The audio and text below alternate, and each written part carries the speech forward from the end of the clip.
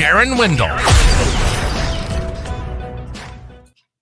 What is up, everyone? My name is not Darren. My name is Seth Taylor, SoFlo Taylor, and Darren will be with us any second now. He is having technical difficulties. But in the meantime, I'm going to run this deal. Darren will hop in whenever he gets here. And we have a guest tonight. Many of you probably know. So I'm going to bring him in right now, and we're going to talk about this past weekend, the Bassmaster Kayak series on Dale Hollow a little bit, and then we're going to get into some river fishing, which I need a lot of help with. So without further ado, here he comes. Jake. What's up, Jake? What's up? We've seen a lot of each other lately. Yeah. So Jake and I were both at the Bassmaster event this past weekend in Tennessee, and pretty much everywhere I went, I ran into Jake. I'm like, hey, Jake. Hey, how you doing? So yeah, it was wild when I saw you on the water. I was like, man, this must be the ramp. Yeah, it was. Did you go to that ramp? That was the ramp. That was the one. I should have gone to that ramp. I didn't actually do that well at that ramp, oddly enough. I did catch the biggest rock bass I've ever caught, which was like it's a good one. Well, when I saw you, when you guys were coming in and I was going out, you were coming from the wrong direction, and I was also going to the wrong spot. So that area. Yeah, I went to the islands. I was over on Goat Island and stuff, and it looked really good, and there was a ton of grass, but nothing. Yeah, wasn't happening. So yeah, let's before Darren hops in here and we do river fishing, give us a breakdown of your Bassmaster event up there, how everything went, and how you did. I actually had a lot of fun. Like, I'd say the worst day I was up there was probably the first day of practice. Like, I literally I caught one bass. I think that's probably the day I saw you, because I was coming in from Goat Island, and that's where I caught the one bass. But otherwise, like, every other day was a blast, including the second day of the tournament, even though my motor was broken and I was kind of paddling around, and like, it was a lot of work, but I was having fun because I was in like the coolest area on the lake, and I'd take that to my grave. We were in such a cool area, but I mean, the dude caught the big bass in that area. So clearly we were around some big fish, but I think overall that was an awesome lake, and Dale Hollow really surprised me. Like, I thought I was going to be like catching big smallmouth offshore and stuff like that, but I ended up, fishing shallow for largemouth. I did catch a lot of smallmouth while I was there, but I'll save that story for the river section, because I actually fished the proper river, and I just absolutely just waxed them. We caught so many, it was insane. Well, that's what I was going to ask you. Prior to going to that event, did you end up fishing? I guess not. Did you end up fishing in the event the way you planned No, I was planning on trying to do some offshore stuff a little bit, but my heart was set on fishing the river. The problem with that is the section of river that I really wanted to fish was going to be a gamble. And what I mean is like, you had to be able to get up those riffles, and it's a lot of work to position yourself in the right way to get up those riffles, because they're shooting out, like, I don't know what the CFS was on that particular river, but it was coming down really quick. It was really rocky. So you're like paddling up it while motor going, because if you get stuck, you can't keep going. You have to be able to get up it. That's like what's in the rules. So I didn't want to gamble on that, because one broken motor, your day is shot. So I didn't end up doing that. But like, there was a section that didn't get fished that had some freaking really nice fish in it. Interesting. So you ended up going main lake then? Like, I still fished the river. I just fished a different style of the river. I fished in the backwaters of one of the river arms. And that was your first time at Dale Hollow? Correct. Yeah. I had been there, but never fished. Yeah, it was beautiful. That was my first time as well. I did not expect to do what I did, which I was in like 10 to 12 feet of water for the most part, bed fishing. But I mean, I used a bait caster with 16-pound fluorocarbon the whole time. I expected to have a spinning reel in my hand, just like jiggling a minnow out there in deep water. And it just turned out that, I found some on beds, and I was just going to bed fish, which was nice because I don't have to go look for them. And I can see Darren in the back room right now trying to get his stuff working. So the Bassmaster Kayak series, how many of those events do you do a year? Is this your first one, or you do the trail? No, I'm pretty sure that was like my 15th or something. Holy smokes. So you're a seasoned vet at these. I don't even know, maybe not 15. Let me think. Like, that's 4, 7. I think that was my 10th, something like that.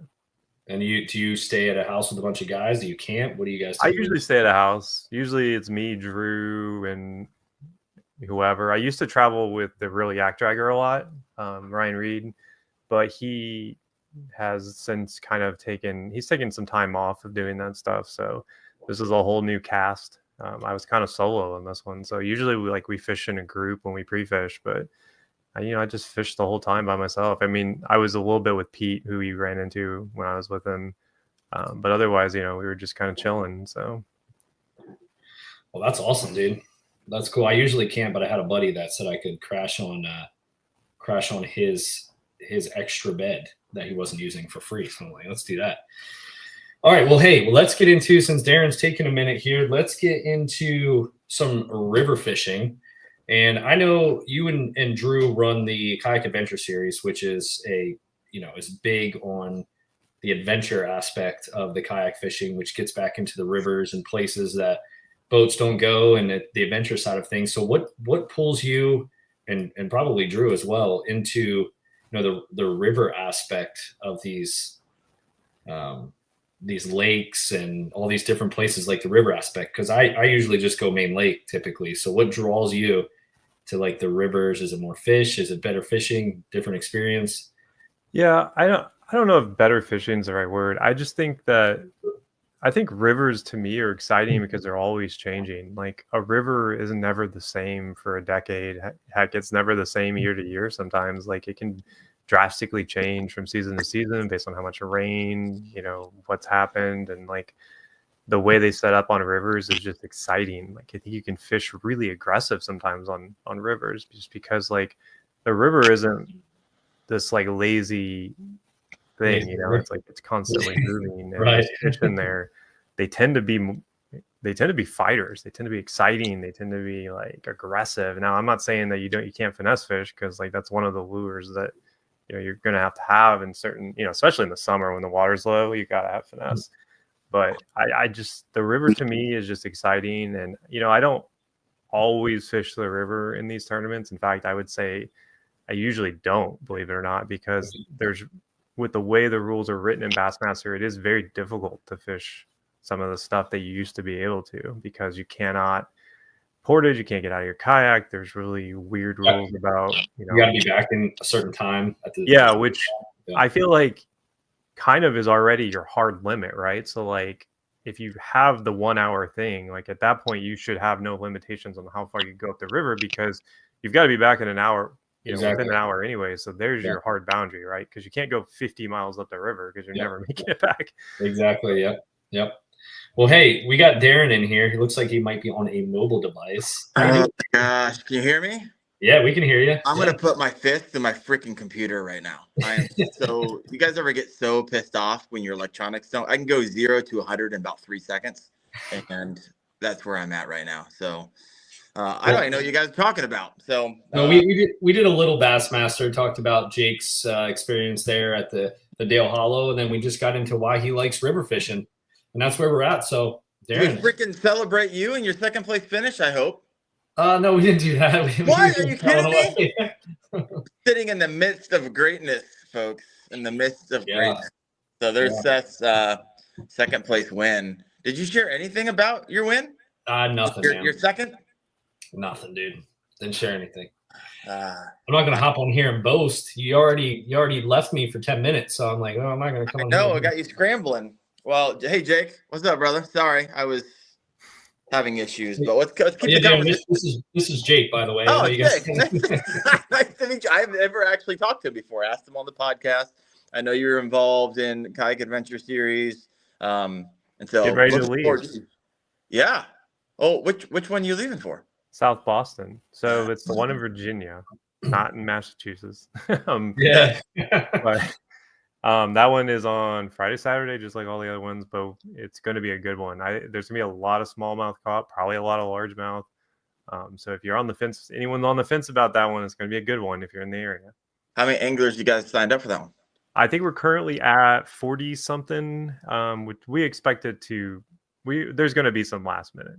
I mean, I'm always curious about this. How many? Because I was watching the Bassmaster. Seth and I were talking a bit. And like the day before, like it was like Tuesday, and I think the cutoff's Wednesday, there's 180 anglers. And the next time I looked, there was 233 anglers. Yeah, Yeah. 50 So- signed up last minute. Thursday is the cutoff. Okay. So they signed up Thursday, and I was blown away because I was like, oh, 180. All right, I can do this. And then it was like 233. I'm like, holy moly. It's too much. The 50 extra I can't handle. I had 180, but not 230. Yeah. Not 233. My I mean, God. I fished the Susky last year when they had, what, 268? Oh, my gosh. Oh, listen. I never thought the Susky would feel small, but somehow they made it possible. Darren, listen to this story. So we were talking, Jake and I ran into each other like every single place we could possibly run into each other in Tennessee. Okay. At Dale Hollow, like random subways on the lake, everywhere. So we were talking, and he fished the Susquehanna River. I grew up on the Susquehanna River in Pennsylvania. Like my town was right on the Susquehanna River. It was a small town. It's called Halifax. And I was telling him, he's like, oh yeah, that's where I put in at. I put in at Halifax. He launched at Halifax, my town, in central Pennsylvania to fish the Susquehanna event last year. That's wild. Halifax bow ramp, man. It's a little one-liner. It wasn't even in the water. The water was so low. It's wild. So anyway, back to you guys. Well, I got a bunch of questions about river. I know that's the tactical tonight. Before we head into the tactical, Seth, I got to hear a little bit. I only got to talk to you a little bit about the second place finish. Walk me through a little bit high level, and we'll get you back on where it's just me and you to kind of to download it. I'm sure it'll come out organically, and then we'll hop back and give the rest of the time to Jake. But what did you hear people were struggling with? Because you told me briefly there's a lot of people fishing where you were fishing. And you told me that you fished a technique that you never fish. And so if you think Seth was catching them on the jerkbait and the stunner, not this time, folks. Yeah. So to start there, I caught him on a Nico rig, which I've caught one fish on in my entire life. But it was just out of necessity. So yeah, just high level. I went in thinking I was going to shake a minnow. I did a lot of research on the MLF that was there last year, which was 2 weeks before us, and they had worse weather. So I figured we were probably a month ahead of them, or behind them, a month behind them. So the fish would be more in a spawn pattern. But I still thought I was going to be offshore, shaking like suspended minnows on a on suspended smallmouth. But I got there, and I went out, and I just ran into some smallmouth on a tree that was floating around. And they wouldn't bite. And then I just so happened to find a smallmouth on a bed in like 10 feet of water. I thought it was a largemouth, and I caught it, and I was like, well, that's interesting. Like the smallmouth are spawning. And I think I told Jake that, if I'm not mistaken, or maybe it was a largemouth I told him. So after I saw that, I went back the whole way back to as far as you can go back in the pocket. And I might've said this on the podcast previously, but one of the Elite Series guys I heard like a month or two ago, in his practice, he starts as far back like as you can start if you're not exactly sure where they're at in their phase, and he fishes his way out. So I'm like, all right, I got 2 days. Like I'll take my time, go the whole way back, figure out where they're at in their phase. So I started back in the far back, and I'm scanning around with my Garmin, and I can see they're on wood back there. I saw a bass, a largemouth spawning in super shallow water. So I'm like, all right, well, they're spawning in the shallow. That's good. And then I just kept moving out, and I just ran into these beds in 10 feet of water, which were probably like, these are coves and pockets, and everyone that I'm around is like fishing the banks and laydowns and everything like that. And I'm out in the middle in 10 feet of water, probably like 50 yards from them. And there's just beds out there. And I'm like, I'm looking at them. I'm like, I cast in, I see like a really nice one. I cast in 22.5-inch largemouth on day one of practice, which is a big one, pretty good size for Dale Hollow. And I'm like, holy smokes, like these are all beds, and no one knows they're there. Like no one's fishing them. And these are in like backwater kind of pockets, coves and everything. So I'm like, well, that's amazing. This is the first place I went to on day one of practice. I'm like, this is awesome. So Me too. What's that? I said me too. Yeah. So like this is fantastic. So from there, I went out to the main lake to another area that I wanted to check, and there was some humps out there, and like there was deep water surrounded with some knolls that went to like 7 to 8 feet, and those were stacked with beds, but they were all smallmouth. And I'm like, holy smokes, like there are literal beds everywhere. And most of the people that were out there were on top of the humps, but they were missing all the beds that were going when the knoll or hump, whatever it is, was going down. There's a bunch of beds on the surrounding in like 10 to 12 feet of water. So everyone was kind of dragging on top. So that was day one of practice. I just found a bunch of stuff. I'm like, holy smoke. So day two, I spent like 12 to 14 hours, this is going long-winded, just marking everything I could mark. Every single bed I could mark. I did like 120 points of beds between largemouth, smallmouth. And there was so many smallmouth beds that I got to the point where I'm like, I'm not even going to do these anymore. I'm just going to go back and do the largemouth and the pockets and coves because they were everywhere out deep. So day one of the event, I went and did my largemouth stuff. I did have like a big, like, I don't know how big it was, probably like a 6-pounder plus on a bed, largemouth. She was gone on day one. So that's where I went to first, but I had a nice bag of largemouth, had a 21-inch. I ended up catching some smallmouth in where I thought the largemouth were. Right. There's some nice smallmouth mixed in. I had like 96.5 inches, put me in third. And then I saved my main lake smallmouth deal for day two. I went out there on day two after I did a little largemouth for 2 hours, and there's a ton of people out there. But everyone that was out there was just like, I think they were either floating a minnow or dragging baits. No one was actually like focusing in that I could see on beds. So I went around all these people and just picked them off one after another and probably I don't even know, like, I don't know, like 30 out there. And I just kept rolling, man. And I was getting closer and closer to Ewing. And I was catching 18 after 18 and 19 and 18. I just needed like these 19 and a halves. Like I couldn't call my 18s that I was catching. I'm catching fish like every 10, 15 minutes. However long it took me to find a bed, I would catch that fish immediately.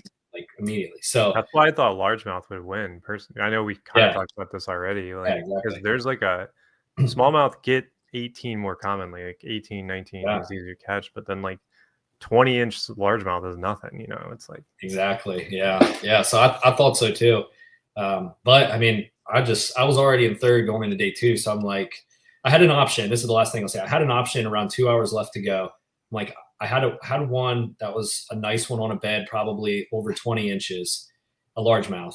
And I tried to fish that on day two for an hour and I couldn't get it. It was in like 10 feet of water. So with 2 hours left in the event, I had a decision to make and I needed to call a half an inch. A half an inch ties me with Ewing and I win the tiebreaker because I have a bigger fish. So instead of going and catching that fish and just just sending it, I decided to stay out on the main lake. And at that point I needed to call 3 inches. I'm sorry, I lied. I had to call 3 inches instead of going and catching the largemouth. I just stayed out there and nickel and dime the whole way till I got to about a half inch left and just ran out of time.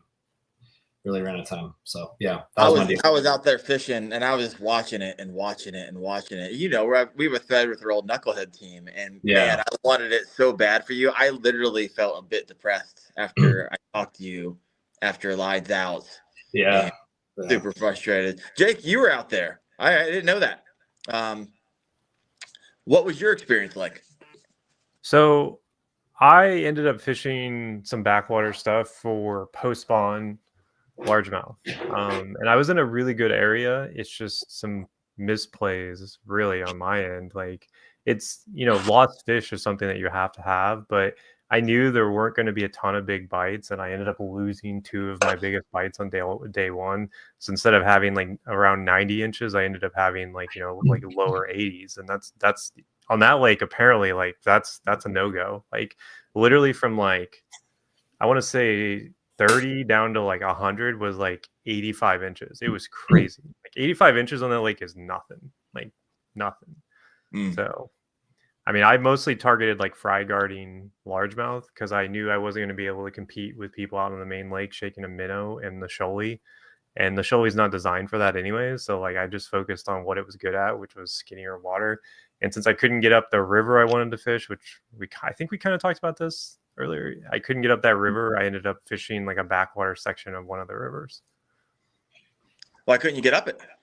It was just too shallow and too swift. So like it would have been difficult. It might have been possible, but it was a risk to try to like go up current, and you could break a prop, and it's just I did pre-fish that section of the river, and I felt very confident in that. And we caught a lot of fish, and I didn't even really fish that hard going down it because I was like, well, you don't want to beat them up on your way down in case you have to come back for 2 days. So yeah, 100%. But that would have been a smallmouth play, but I didn't catch a single smallmouth on Gale Hollow proper. Okay.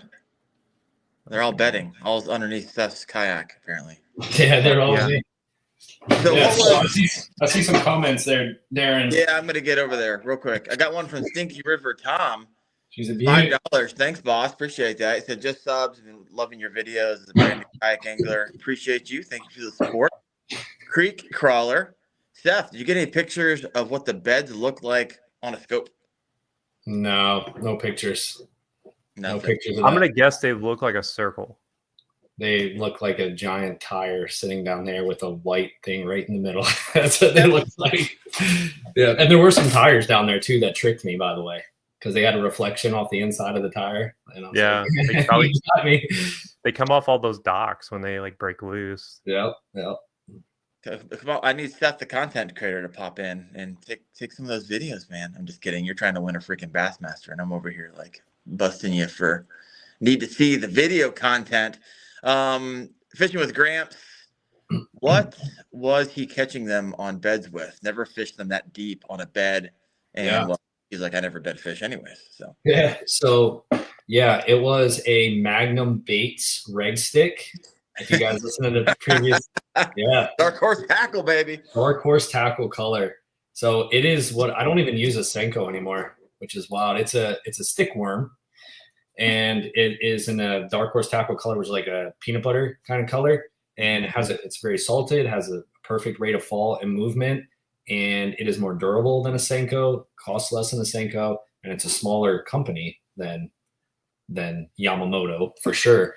And man, it's just been I didn't win. I got second place. I got second place in this event, and like 2 weeks ago, I won an event on that. But the way I rigged it, I threw it weightless in practice just because I had time a little bit to mess with it and just sink it for 10 feet and take its time, and they loved it. But for this event, I Nico rigged it with a little weight, and I ran out of weights early in the day because every time I hit a smallmouth, they would rip. The weight would just go flying. And I wanted to glue them, but I was maybe superstitious a little bit. I was like, dude, I haven't glued a single one. And if I put glue on there and they stop biting, I'm going to lose my mind. So I didn't put any glue on them. And I was just sticking any type of weight in the end, like just pencil, like any weight that I had, I would just shove it in there just so it would fall faster, be more efficient with my time. And you just jig it in the smallmouth bed and they bite within like a minute. You should have hit me up. I had more tunks and spikes than I know what to do with. Oh, do you? Yeah. I went through like 30. I never use them. They're just sitting there, but I used almost all of them. So yeah, dude, I went through so many Senkos, and like I'm not even supposed to be using those technically, but they were just for whatever reason they were the only ones that were working. And I swear I went through 3 packs in like one day. It was nuts. They were just ripping them off. Mm-hmm. But yeah, it worked. I mean, I just bounced it in the bed a couple times, and I haven't caught a smallmouth in like 10 years. And I never bed fished a smallmouth before in my life, but they get angry in the bed and they start like zooming around. Like I warned you when we talked about it at Subway. I was like, dude, they'll eat a blank hook if you throw it down there. Yeah, like I can tell it's a smallmouth or a largemouth based on as soon as the bait gets in the bed, they're like shooting around, zigzagging. Once I start seeing them do that, I'm like, all right, it's just a matter of time till they take the bait. And usually it's within a minute or so I start feeling them. But they trick me sometimes. They would pick up the bait, walk it off the edge of the bed, and I just see them swimming and they come back. And then I go to jig it and I see my bait is like 10 feet off to the right. I'm like, you son of a gun. I said, the next time that I see you swim off this bed, I'm setting the hook. Because sometimes it's hard to feel, you know, when there's a little bit of wind and all that. So yeah, it was 16-pound fluorocarbon on a bait caster is the setup. Okay. So, yeah. That's a power Neko rig, man. So I wasn't playing. I was. Yeah, you gotta mess around. You're losing one. Dang sure. You know, it's interesting because those spikes can be really expensive. You guys hearing an echo at all? No. Good. Because I got like some janky setup right now with the phone. But I end up buying like panhead screws. You can get like 100 of them at the at like Home Depot or something or Lowe's. And they have like a a screw that's this long and it's a weight. You basically just screw it in, and man, they're so incredibly cheap and do the exact same thing that a 5-pack for $6 Tungsten? male weight do. Yeah. Yeah. Now, granted, it's steel, it's not tungsten, so but nonetheless, if you're ripping through them, a little hack there. So the reg stick was interesting because when we had Dark Horse Tackle on, you asked them the question, hey, is there anything that you guys carry that performs like a Yamamoto Senko? And they both unanimously at the same time were like, oh yeah, the reg stick. And he told me right at the show, they sold out of the reg sticks. So I don't know if they got them back in now. You can check it out at Dark Horse Tackle, but nonetheless, that's awesome. Yeah. All right. What else have we got here? We got a bunch of questions. Fishing with Gramps said PBJ was popular down there in Dale Hollow. Let me see That's what I was catching mine on, actually. Oh, really? Yeah, PB&J. I use Green Pumpkin a little bit because I obviously went through a lot, but PB&J caught the bigger fish. I don't know why, but yeah. The one thing I like about the reg stick is that it's not like the what is it, the Elastec? It's not like that. It is like it's a softer plastic, but it's more durable than a Senko. So I mean, I was catching take much, and it you're right, and it holds. It's like a Senko over time, at least for me, it gets like flimsy and it just doesn't have the flutter as you. Yeah, I noticed that because obviously I was using a lot of them, and I was like, man, it feels so good on a fresh one. It's like you could feel it thumping. Yes, 100%. And then like 6 casts later, it's like it gets floppy, and then it just upside down the whole way. Like it doesn't have the, but the reg stick holds it a lot longer. It's action. Like you can get more fish out of those for sure. 100%. Do you have one on you, Seth?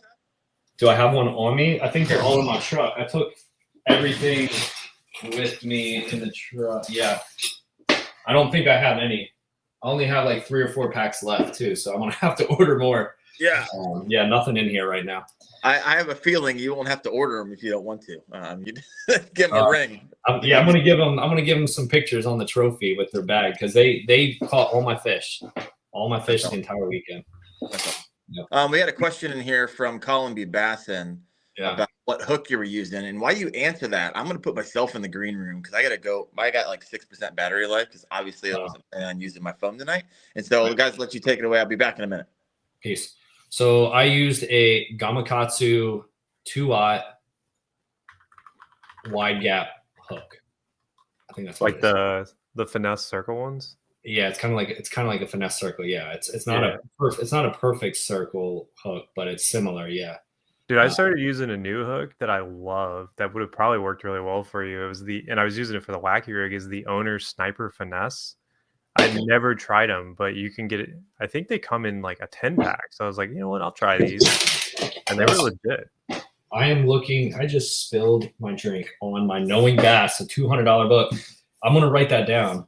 It was, if I can find a pen in here, there it is. What was it again? The Owner Sniper Finesse.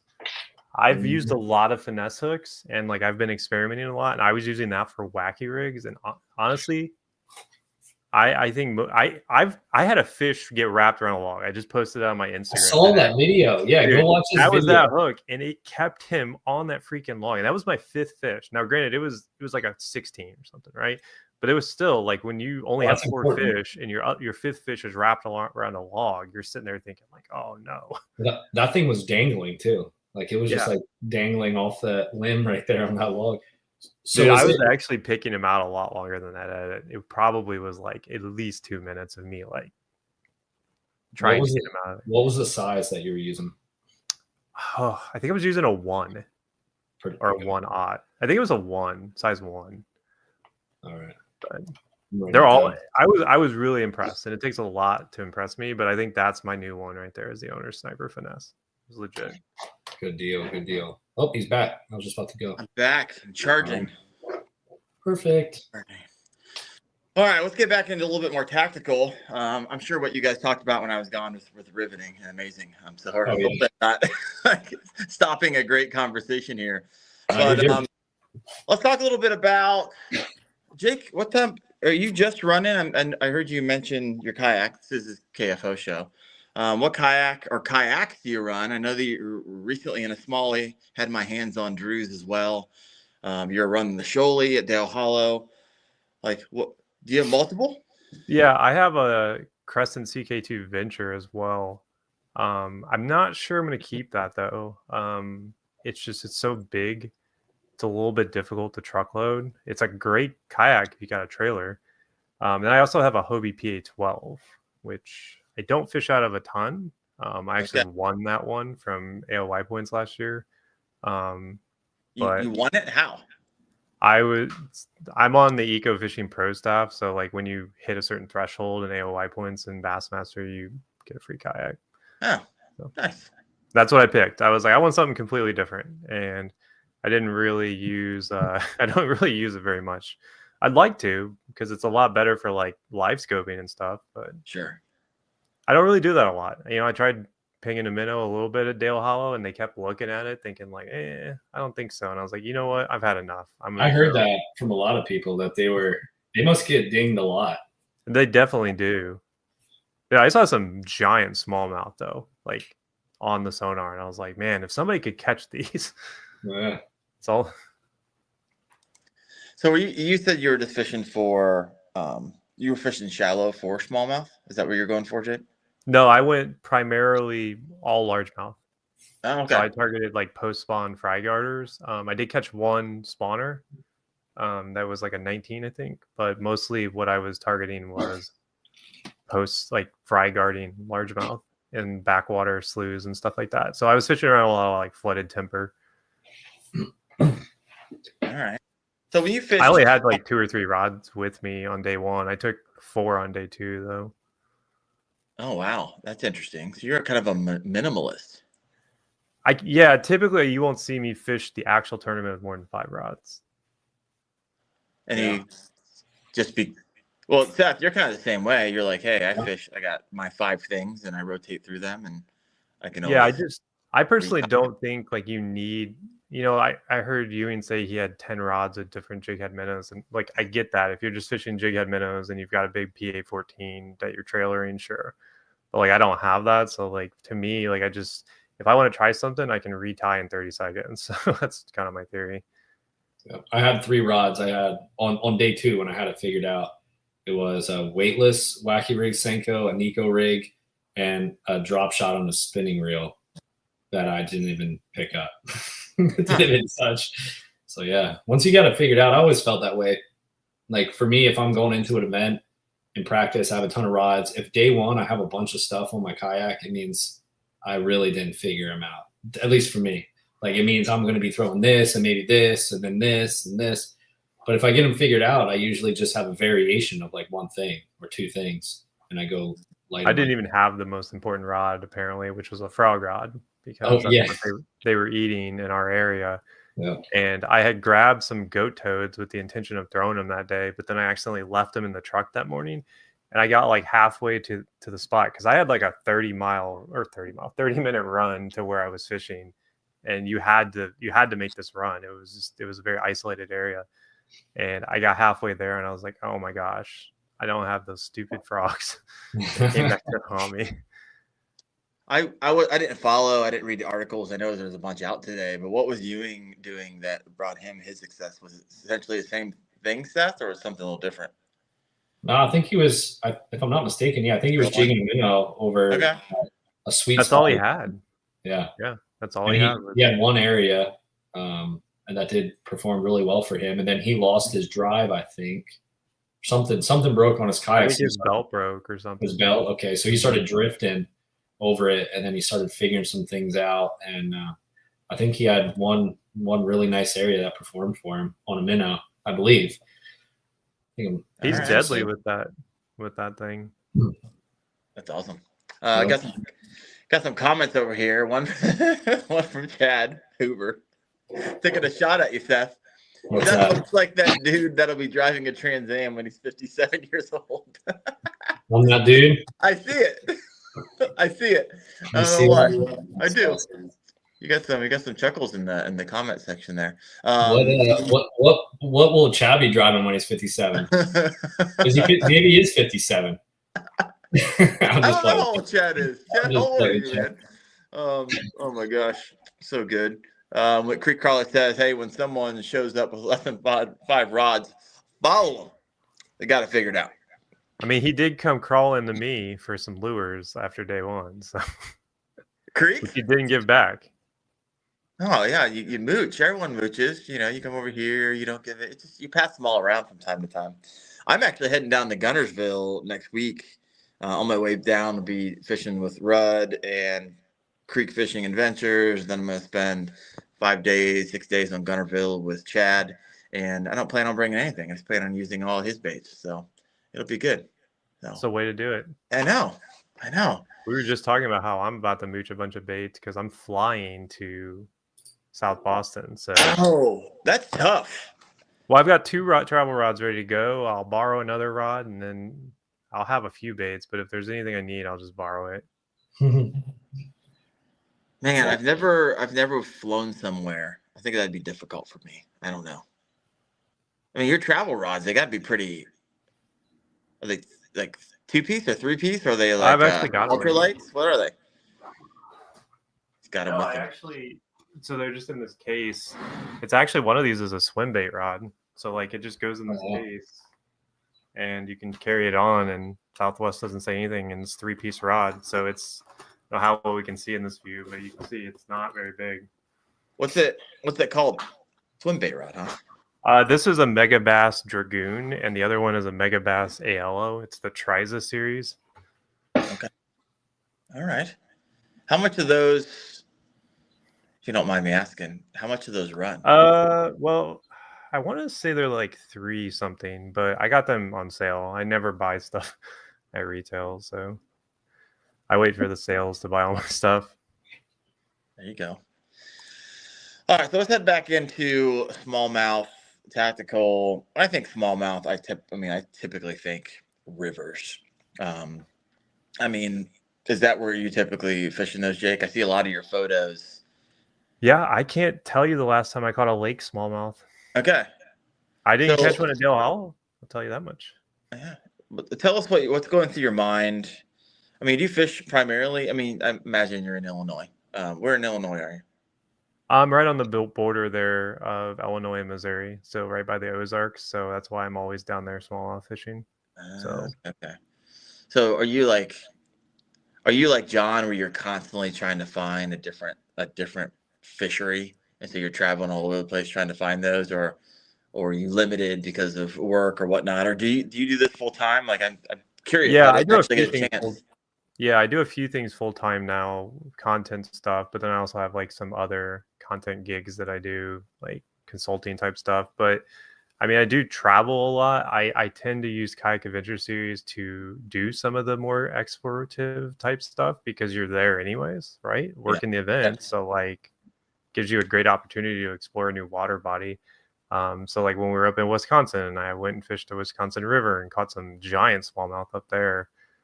When we're in Michigan, I fished the what's that called? Starts with an M. But I fished that river and it was fantastic as well. And it got a chance to explore something I typically never would. So what other KSs are you gonna be at? We're gonna actually get to meet each other face to face?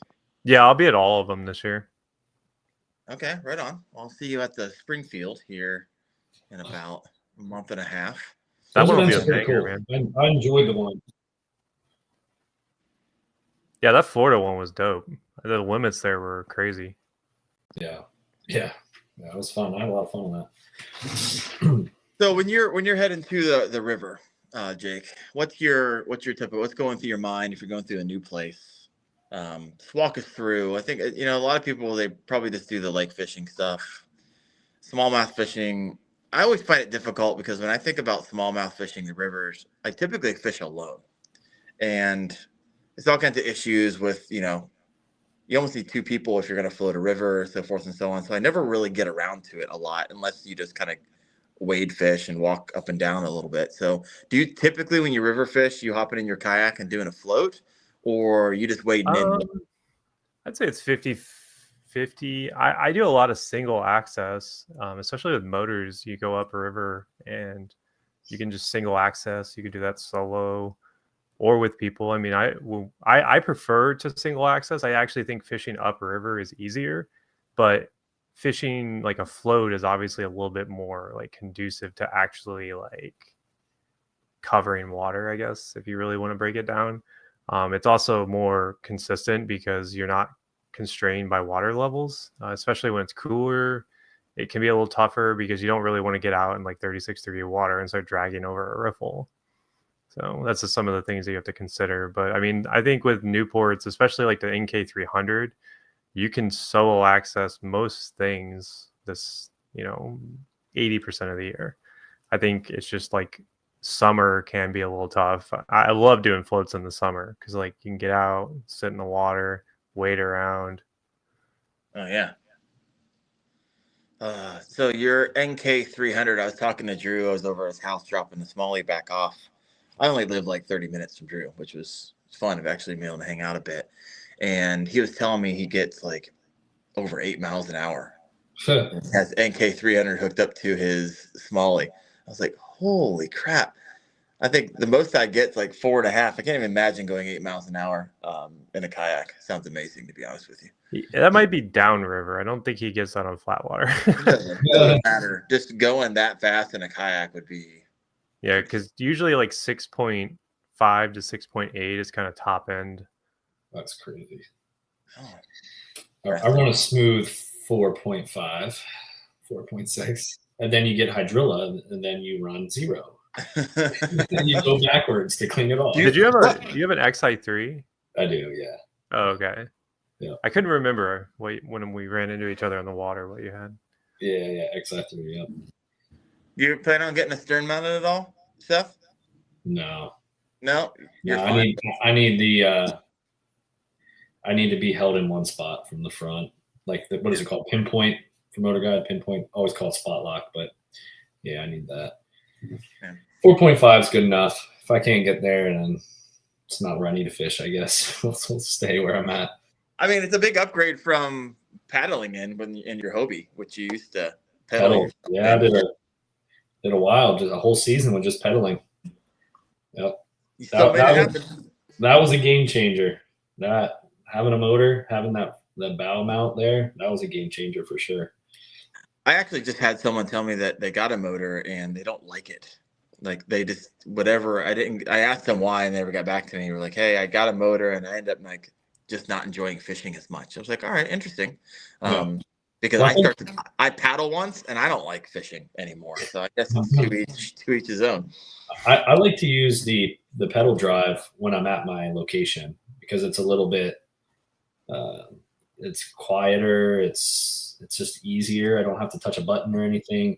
I just pedal, I stay in position while I'm like fishing an area. But if I'm fishing a piece of structure or something that's under the water or a bed, then I'll just hit the pinpoint, hold my spot and fish. But I do like to use a pedal drive if I'm in like working an area typically.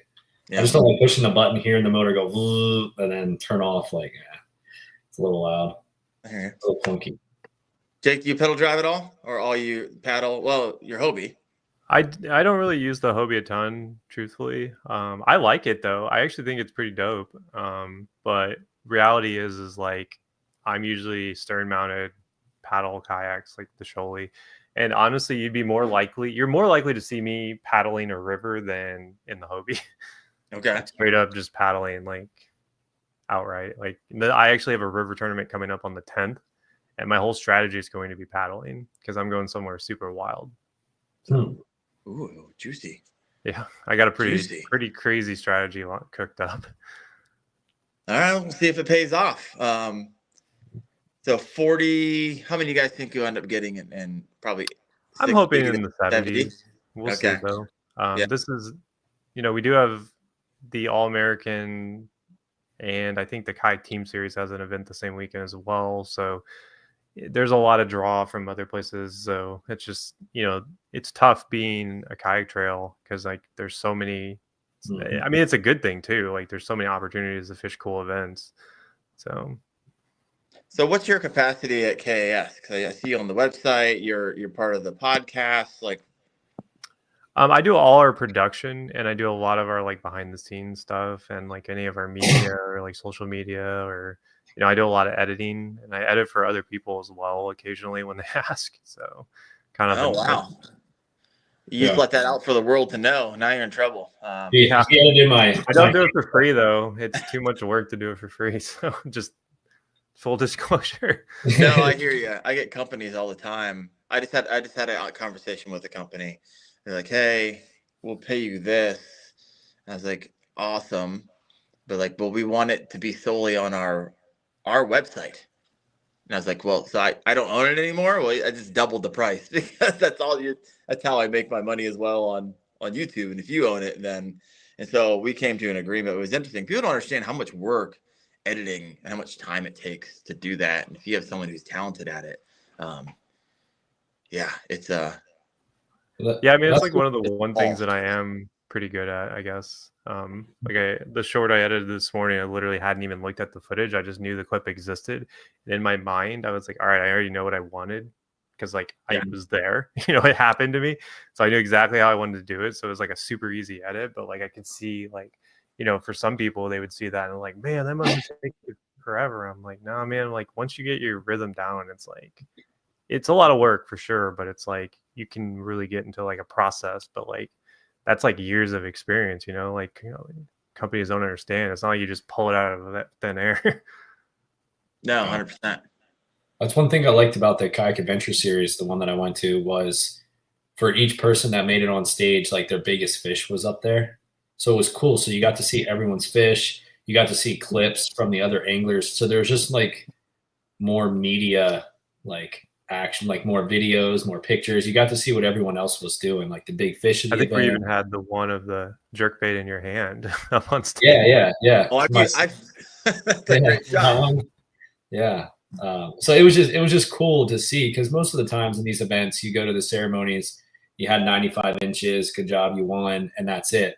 But behind you, when you're on stage for the adventure series, you're seeing like their best submitted fish, and sometimes there's a video, different things that are back there. So that was really cool. I liked that aspect of it, and I don't know what you guys call it, but when you have all those companies come in, is it and what was it called before the award ceremony that you have on? We kind of just call it like the closing ceremonies festival type thing. You know? So there's all these different brands and companies that are there, and you just walk around with the other anglers and you get to meet these folks. So it's almost like I don't know, like a mini little festival that you have prior to getting your awards and everything. So it's really cool. Yeah. We always try to really focus on the fellowship aspect so people can just like meet other people and hang out. And like, we've always got some like kayak celebrities there too. So, like I think John Dalton was there and everybody loves talking to John. So yeah. Who doesn't love John? The Creek Crawler says, Jake's being humble, folks. He's the man behind the curtain for the KAS. So there you go. Fishing with Gramps. Jake had me twice on the drone. Oh, so you were on the drone as well. Drew does some drone work too. Like I'm usually more like editing and like spot calling because two people can't do it at the same time. But right. Drone work is difficult, and you have to pass the test in order to fly it. So a lot of people don't know that. I'm a drone pilot, so I get it. I went through the whole process on it. So it's fascinating. I actually have a buddy of mine who runs drones for the police department up in Cleveland, and he's going to be coming to some of the events coming up, and he'll be running the drones. He's the guy that they send the drone in right before they send the SWAT team in. And so the drone's flying around the corner, making sure everything's safe and knowing who's there. And so like Call of Duty. Yeah. That's pretty cool. It's what he does. And so he's going to be taking that out. And Gramps and I are going to be pushing pretty hard here in the next month. We're on a team. We're doing a team for the Springfield. And so I know he's doing the individual. I'm going down to do some recon at the end of May, starting tomorrow. And so, yeah, it's going to be a good time. I don't know that area at all, so I'm going to find some good places to load in. I'm not sure if I'm going to go to the lake. I know there's a lot of great smallmouth fishing around there, so we will see what happens. I know a person that won the team event this year. So if you need any pointers. Ooh. I know a guy. Not on your body of water, though. I have no idea where you're going. Yeah. There we go. The team aspect is cool. I love that. Like it was really neat. Blake, Abby, and I did it, and it's cool to be able to share information and spots. Like like literal locations. We also did the individual, so there was a little bit of like not completely being on top of each other, but I don't know. It was just neat to be able to just share all the juice because you want the other person to succeed. And you're also like checking throughout the day, like, how are they doing? Are they catching them too if they're not with you? It's like, so you're like rooting on, like, it's not just your buddy, like, oh, hope he does well. It's like, no, like, this is my teammate. Like, come on, man. Like, go get him. And it was really cool. So that was a cool aspect as well. I like that. It's so funny because when I got into tournaments, I got in and really started getting into them with kind of the knucklehead and for the last couple of years. Mhm. And I kind of started with the team approach. So I love the team approach. I love the camaraderie. We'd stay at the same Airbnb. You know, we could share things. And so that was a good time. So I don't know anything other than team approach, but getting tactical a little bit, Jake. What are your favorite smallmouth lures for the river? Oh, you got a ton of crap hanging up behind you for those listening in, by the way. What's all of that juice? Yeah, those are Vision 110s in various colors. There's some Pop Maxes back there too, like that. You got like $10,000 like worth of Vision 110s hanging up behind you. Maybe, I don't know. That's my college fund for the kids. For the kids. Oh, that's hilarious. So I think topwater. Sorry, is there a lag on my end? I got lightning outside. It's a little wild right now. I feel like I'm getting a lag from Jake. Can you hear me all right?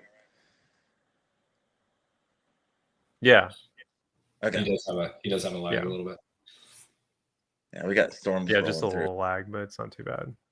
All right. Yeah, walk me through some of the lures that you like. You were talking about topwater. You had a bunch of jerk baits behind you. What's going through your mind? What are you pulling out when?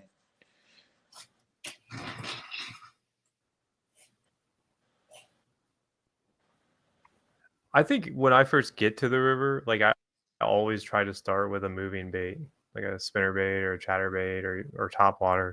And typically, like when you get, you're not getting what you want, that's when I start to experiment with some of the slower stuff. Like, I got a lot of jerk baits over there, and jerk baits are one of my favorite river lures, but it's only in certain times of the year. Like, I would honestly rather throw like a swim bait, like I'm talking like a tiny clash or something big for smallmouth, than a jerk bait from like probably like April until probably around September, October. And then you start throwing jerk baits until like, October through like March. But I always do feel like you got to start with those moving baits before you start to do things like, like this. This is actually one of my favorite river lures, which is a like a TRD bug, which I don't know if you ever heard of that. It's just like a little creature bait, like a Ned type bait. Yeah. So, if the bite gets tough, I will go to finesse. Like all winter long, I was throwing like tubes and Ned rigs and stuff like that, catching solid fish. Like I fish the river whenever you can. Like if it's, I would rather fish the river in winter than summer sometimes, because like winter is when you're going to catch giants. Like last year, my biggest smallmouth was in the winter. What's your PB smallmouth? Weight wise, like 5, I want to say, and then lengthwise 20.25. So I don't get those giant length smallmouth in the Ozarks like some people do. I have caught a lot of 20s, and I've caught even more 19s, like to the 19 and 20 range, like just short of 20. And I caught a 20 in Wisconsin last year as well at the Riverfest. So, I've caught 20s a lot of places, but it just seems like I can't get over that hump. So I'm hoping when I go up to Minnesota for that event, I'll get some time to fish. And I'm looking to get like a 21, 22 type smallmouth. So I've had some 21s hooked before, but they've always eluded me. That's such a fierce fight when they're that yeah. long. Yeah. They're brutal. I mean, that's why I like them though. Like if you lose them, you lose them, it's either your fault or it wasn't meant to be. So it's been forever since I caught a smallmouth. But dude, when I hooked the first like big smallmouth on Dale Hollow, I hooked was relatively shallow. It was like 5-6 feet of water. I thought it was a largemouth on a bed. It ended up being a smallmouth. And I set the hook in it. And the first thing it did was come towards me and jump like 3 feet from my kayak. And just a rainbow, right? Like, I was like, what? Like, this is wild. It was, I mean, they were doing acrobats in the air. And I'm not finessing them either. Like I said, I had 16-pound fluorocarbons. Yeah, you're forcing those in. Coming up and just doing wild stuff. I'm like, this is crazy. And there's no keeping it quiet. Like, there's no fighting them quietly because there's other boats around you. Like, they decided to come up and they just shoot towards the sky. So, you get people creeping in on you at all, Seth, after they see you slaying them out there? Just boats, not kayak anglers. Yeah, boats came up and were messing around me. But I even had trolling guys. They're out there trolling with like 10 rods, just come rolling right by. But no. Are you guys aware of how the world record smallmouth was caught in that lake? I knew it was in that lake. I don't know how. He was trolling off a houseboat. Off a houseboat? Yeah, that is crazy. His wife netted the fish for him. That is nuts. What was the record? Do you remember? Yeah, it's like 12 something. I don't know if they make them like that anymore in there. Maybe. No, they definitely still catch giants out of there. I think they caught a 9, I want to say, really? last year. Yeah, so one interesting fact about Dale Hollow is the fish in there are long. The world record smallmouth was 27 and a half, I want to say. Definitely over 27. But they have caught multiple in that like 24 to 26 inch range, which is wild if you think about it. Could you imagine having to bust out like the bigger catch board for a smallmouth? Yeah, like, that's the one I had, but I must have found all the juveniles because they were like 18, 19 inches. Yeah, I'm not saying that like that's like a regular occurrence. I'm just saying like Dale Hollow has potential for that. Like I don't think they regularly churn out like 9-pounders, but it has happened. For a while there, I think they had like the top 3 before the Gobi explosion in the Great Lakes. I can't imagine what the fight would be like on a 27-inch smallmouth out of there. I'm looking into like. Well, when you're in a houseboat, like I don't know if the. Yeah, that's a little different. Yeah. Wow. That's crazy. So was it super busy down there, guys, at Dale Hollow? I mean, like super busy. Yeah, but honestly, I was talking to somebody about this morning. I didn't think that it felt bad. Like, it was busy, but I didn't feel like it was like it wasn't impacting things, like there was so much fish in the lake that like it didn't matter, right? Like some lakes it feels like you're fishing on top of people, but like it just, I guess where I was at was a lot more peaceful. But even when I was on the main lake, I didn't find like it was that bad personally. Yeah, so there was a 200+ boat tournament going on the same day. Oh, wow. So dude, they made it to me. Yes, but the thing about it, Darren, is that they can, but they typically don't target smallmouth because there's a slot that they can't keep. So if they're out there catching 18, 19, 20-inch smallmouth, that does no good for them. So they're mostly targeting largemouth. Or what's the top end, Jake? Is it 21 inches they can? It might be, yeah. I mean, yeah. So a 21-inch smallmouth isn't something like. I mean, they're obviously in there. People caught them in our event, but it's just that's a gamble, Oh yeah, so that, or it's under 16 or something like that they can keep. So that's really not even in their game plan, unless you're doing MLF style. Mm-hmm. So these people that are using live wells really are largemouth fishing. I think that's why they all made their way to me, because I had a guy on day one roll up, and he was fishing on the outside cut of where I was. He's throwing a white jackhammer. He catches 5, throws them in the box, takes off. And I'm like, well, I guess he's going to go look for his smallmouth now because he got his limit. Because, you get the smallmouth, throw the largemouth into the deep out there and swap them out for a 21-inch smallmouth. Wow. What was big bass for the kayak series? 22 1/4. Caught next to Jake. Mm-hmm. On a frog. Oh, really? Yeah, he was right next to me. Who got that one? I've got it on GoPro. Oh, you're that close. You actually got him. Yeah, I mean, I was talking to him all morning.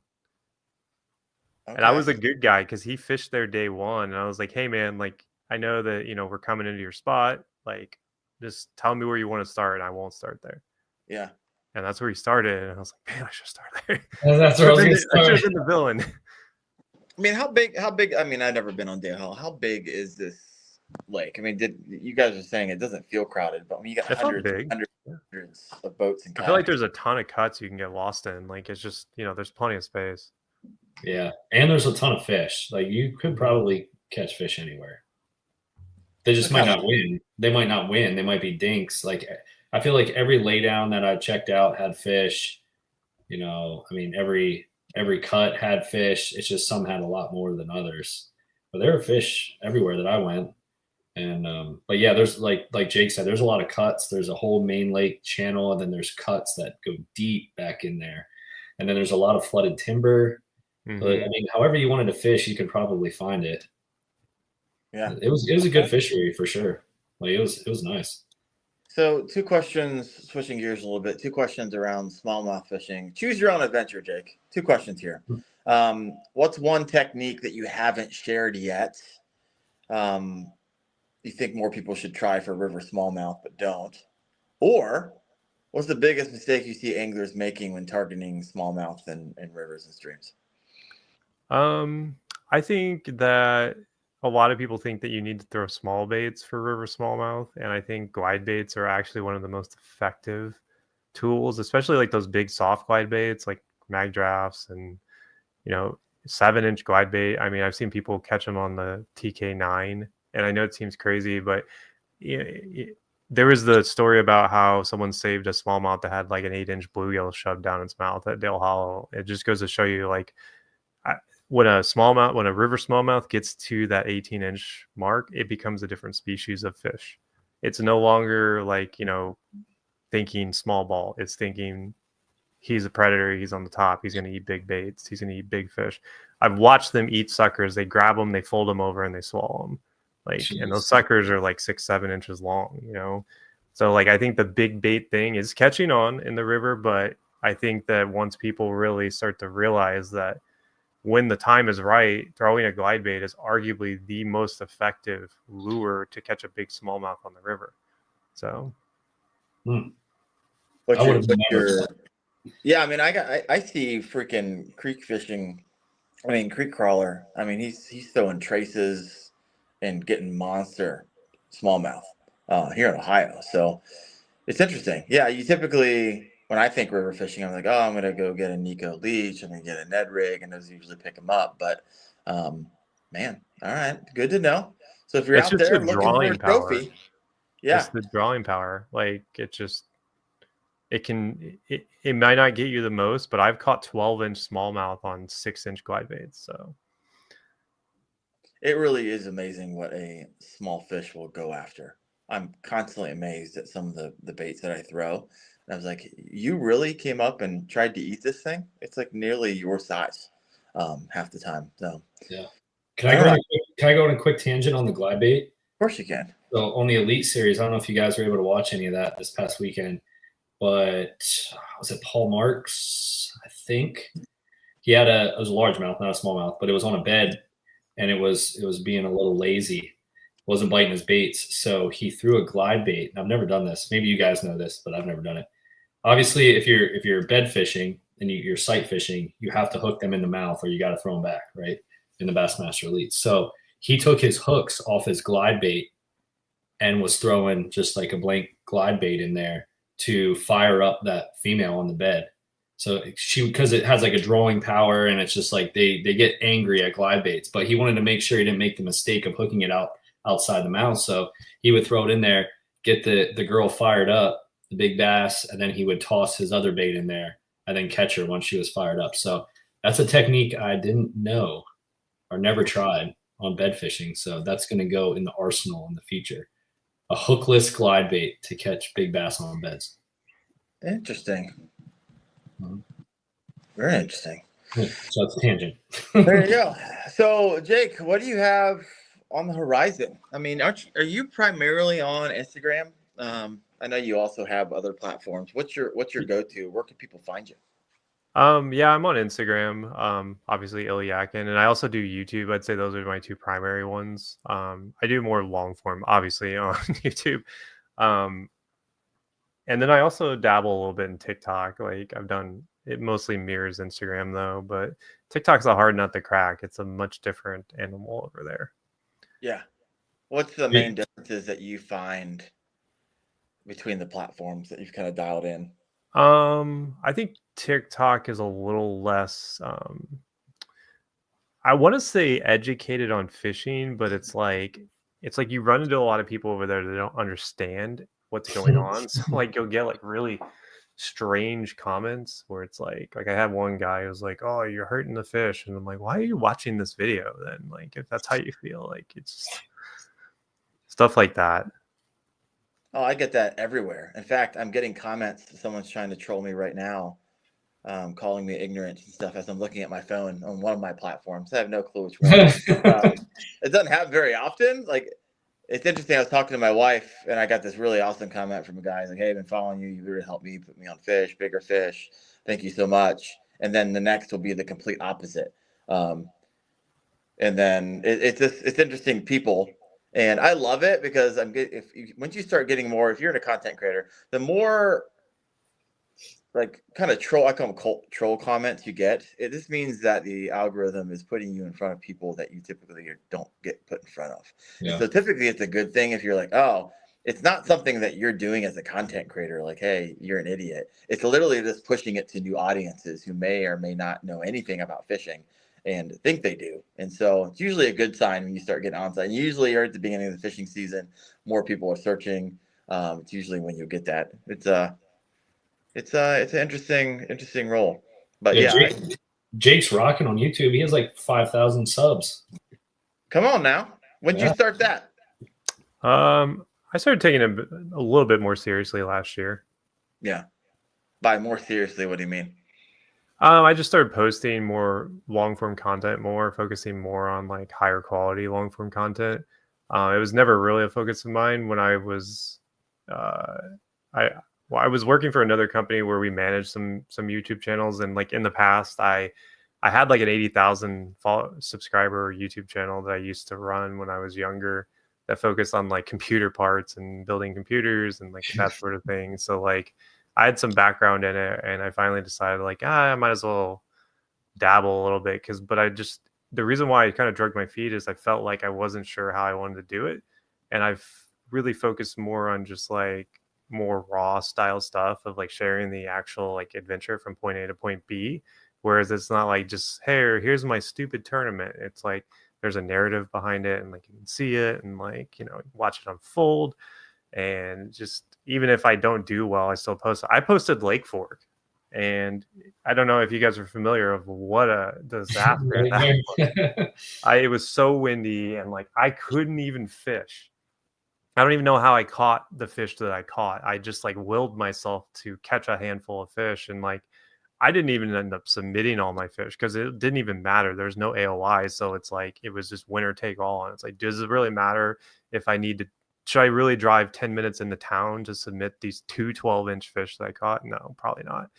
But it was just like one of those things where it's like I still wanted to post it so that people could see that, like, even though it was windy and I couldn't fish well, like there's like learnings here, fighting through it, actually catching some fish. Like I think I lost a couple of fish that day too, and it's like, here's what you don't do.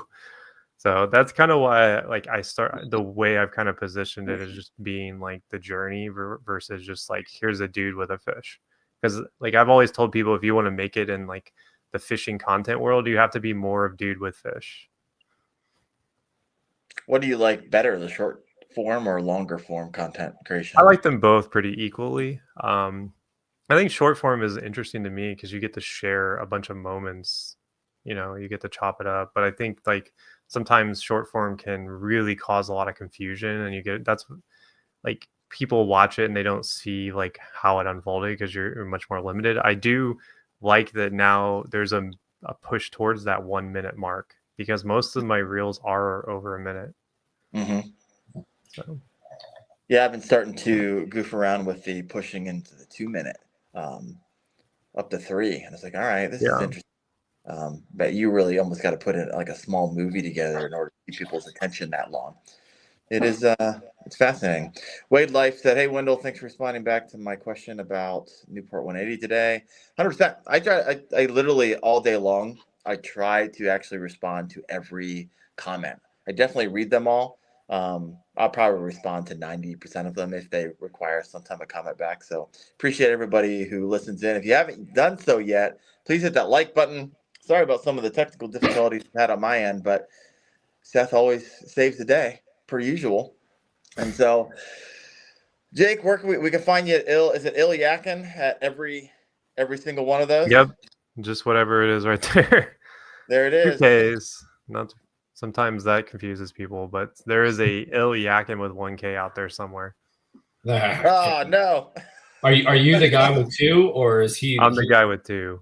There you go. But did he make his first, or did you beat him? Yeah, too? he made his first. I would have just done 1K, but it is what it is, I guess. What are the odds of that? Well, Jake, appreciate your time on. Thanks for. I look forward to actually spending some time with you, Springfield. Also, the 2 that are taking place in Pennsylvania. I believe I'm going to be at those as well. I'm going to show up early. I imagine you're going to be there early as well. So plenty of big smallmouth opportunities at all of those. Woo, so come on. The St. Cloud 1 and 2. That one's going to be a banger, man. If you ever wanted to catch a trophy smallmouth, that's the one. Too far for me. I can't. Yeah, it's a long drive for me. I like the ones in Springfield. It's like 2 hours from me. The one around Pittsburgh's 2 hours. The other one's 4 hours. I can handle those. I'm not the guy yet who travels around the country like Seth. He called me at like 7:00 p.m. He's like, "Hey, bro, got second, blah, blah, blah, blah, blah, blah, blah. I got a 9-hour drive tonight." I was like, "You are a madman." And you're probably working the next day too, if I know you, Seth. Yeah, but then they ended up not needing me. So, yeah. But nice to know the night before.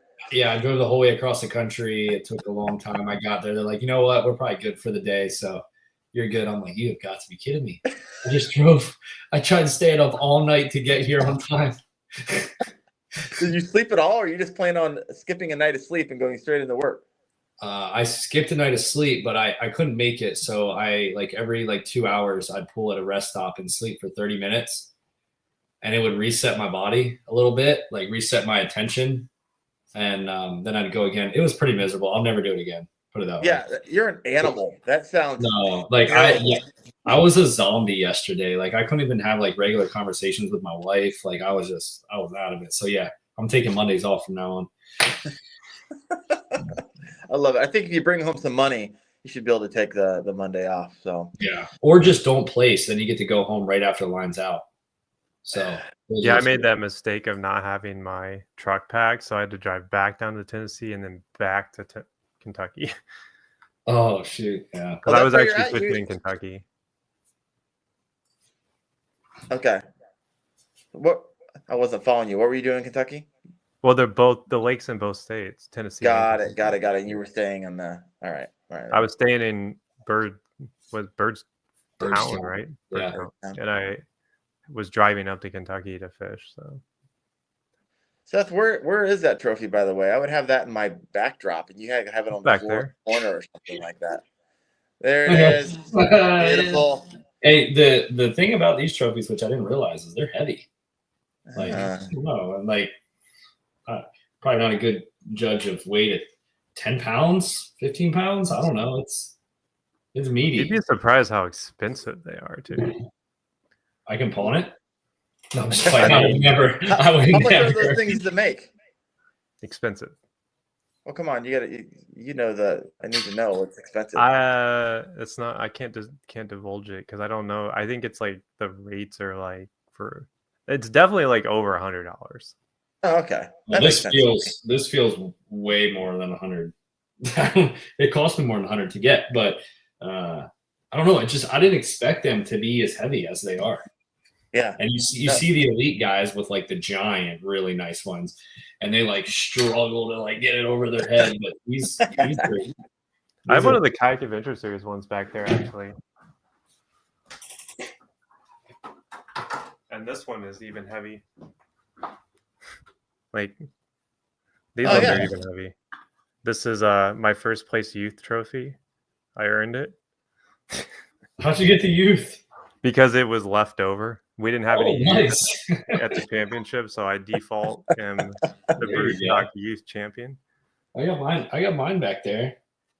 You need to take all those pictures of those trees down, Seth, and you need to plaster your wall with your stack checks in the background. We'll get it all pretty one day. There. Love it. It'll be pretty one day. It'll be good, and I'll get my audio fixed one day, and yeah, we'll get a new intro one of these days too. Working on that, so it'll be good. Well, Jake, appreciate your time. Great to meet you. Thanks for sharing a little bit. Love talking about your time down at Dale Hollow. Look forward to fishing against you in some upcoming tournaments. And so go check out ILYakkin on the platforms. Give him a like, give him a sub, follow him along. And next week, we are not going to have the KFO show. I'll be down in Gunnersville, and it's just going to be a packed week. And I don't want to take all of my mics that don't work right now and try to figure that out on the road. So we'll be kicking it back off. I got people booked, Seth, through mid-June. And so we have a nice lineup of a variety of individuals. So it should be good. I know last year we were doing every other week for the podcast. This year I am doubling down. We're doing every week. So we're going to keep the thing rocking and rolling all throughout the summer. And do the weekly thing. But I'll see everybody in 2 weeks and hope you have a great time. Go out there and slam. And see you in a couple weeks, 8:30 p.m. Eastern on the KFO show. You guys have a great rest of your night. Take care. See ya.